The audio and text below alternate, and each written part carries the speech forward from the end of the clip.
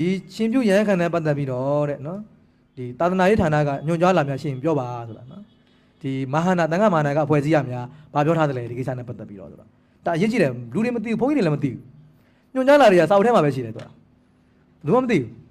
းလူလည်းမသိဘုန်းကြီးလည်းမသိအဲ့တော့ညွှန်ကြားလာထုတ်ပြီးဆိုရင်တကယ်တော့လူတွေသိအောင်ကိုကြော်ညာတရားဝင်ကြော်ညာမှာနော်ညွှန်ကြားလာတယ်လေအခုကညွှန်ကြားလာတွေထုတ်တယ်သူတို့အတွင်းလူ၄၅ယောက်ဒီအဖွဲ့ဌာနဆိုင်လောက်ပဲနည်းနည်းပါးပါးသိကြတယ်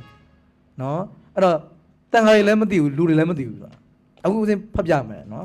ဒီမှာဦးစင်းမှတ်ထားခဲ့တယ်ဟိုညွှန်ကြားလာအမှတ်82ဆိုတာနော်နိုင်ငံတော်ဒီတန်ခါမာနာကအဖွဲ့အစည်းကနေပြီးတော့တရားဝင်ထုတ်ပြန်ထားတဲ့ဒုံလဘနဲ့ပတ်သက်တဲ့စီးမြင့်တွေရှိတယ်အဲ့တော့ညွှန်ကြားလာ82မှာဘာပြောသလဲဆိုတော့ဒုံလဘတာမဏေဝိရ၌တဲ့မောင်ရင်လောင်းအားနော်ကိုရင်လောင်းကိုမောင်ရင်လောင်းလို့ခေါ်တယ်နော်မောင်ရင်လောင်းအားသင်္ကန်းတောင်းတရဏဂုံပိတစွာရွတ်ဆိုနီးလိန်10ပါးဒန်10ပါးပိဿဝခဏ4ပါးတေခိယခန္ဓကဝတ္တုကိုသင်ယူကြက်မဲ့နားလေစေပြီးမှရှင်ပြုရန်တဲ့တွေ့လားနော်ဖြစ်ကလန်မဝဲရအောင်နော်အဲ့ဒီတရဏဂုံတွေပြီးအောင်ရွတ်စေဖို့နောက်တကလိန်10ပါးဒန်10ပါးတေခိယသိက္ခာပုဒ်တွေချင်းချင်းဝတ်တွေကိုတဲ့သင်ယူကြက်မဲ့နားလေစေပြီးမှရှင်ပြုပေးရန်ဒီနေ့ကမဟုတ်တော့ဘူးနော်ယင်းတောင်လဘတာမဏေတို့ကိုဥပိ္ပဇေဆရာတော်ကတာဝန်ယူ၍ယင်ကြီးတိမ်မွေးအောင်ဆုံးမရန်ညွှန်ကြားအပ်ပါသည်တဲ့တွေ့လားအဲ့တော့တပည့်ကိုမဝဲခင်တူတင်သင်ပေးရမယ်ပြီးရင်အဲ့ဝိပ္ပိဆိုရင်လည်းဆရာကိုယ်တိုင်ကတာဝန်ယူရမှာဒီကလေးလိမ်မာသွားအောင်ရှင်ကျုံနဲ့အညီနေနိုင်အောင်ဆရာတာဝန်ယူရမယ်အဲကြောင့်ရှင်တရားပြုဝဲရှင်တရားပြုဝဲဘယ်သူတာဝန်ယူလဲနော်အဲ့ဒါတန်ခါမဟာနာယကအဖွဲ့အစည်းကနေပြီးတော့တရားဝင်ထုတ်ပြန်ထားတဲ့ဥစ္စာဒါညွှန်ကြားလာ82လို့ခေါ်တယ်နော်ဒါကရှင်ပြုတာယဟန်ခန္ဓာကြည့်ပါအောင်ဒုံလဘယဟန်လောင်းကိုတဲ့အ ਨੇ ဆုံးရက်တဲ့တပတ်ခန့်ဘုန်းကြီးကျောင်းတို့လာစေ၍တဲ့9ရက်ကြိုတင်ပို့ရမှာနော်ဘုန်းကြီးကျောင်းကို9ရက်ပါဠိသို့မဟုတ်မြန်မာဘာသာဖြင့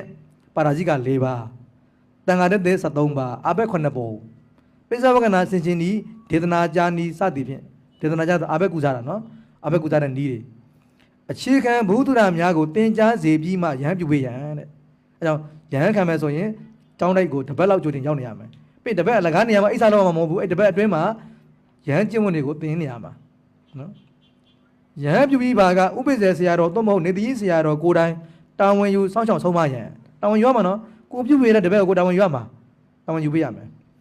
တမန်ရဲ့စိတ်ပါကလူဝလဲပေးရန်ဆက်လက်၍သာသနာဝန်ဆောင်လိုပါကအ ਨੇ ဆုံးမိက္ခုပါတိမောင်းနဲ့အဘိဓမ္မတသင်္ကြိုကိုသင်စေရန်ညွှန်ကြားပါသည်တဲ့သာသနာမှာပျော်သွားမယ်ဆိုရင်တစ်သက်လုံးနေမယ်ဆိုရင်ပြစ်မထားရအောင်စာသင်ပေးရမယ်သူကိုပျော်သွားရင်လည်းတချို့ကလည်းဒုလဘဝတ္တနဲ့ပျော်သွားပြီးနေကွာဆိုနေခိုင်းလိုက်တယ်အဲ့လိုနေလို့မရအောင်စာသင်ပေးပို့ပေးရမယ်သူကိုဟုတ်ပြီနော်ကိုယ်စီမမထားနဲ့ကိုကသင်ပေးနိုင်ကိုယ်နဲ့သင်ပေးနော်ကိုမသင်ပေးနိုင်ဘူးဆိုရင်စာသင်နိုင်ကိုပို့ပေး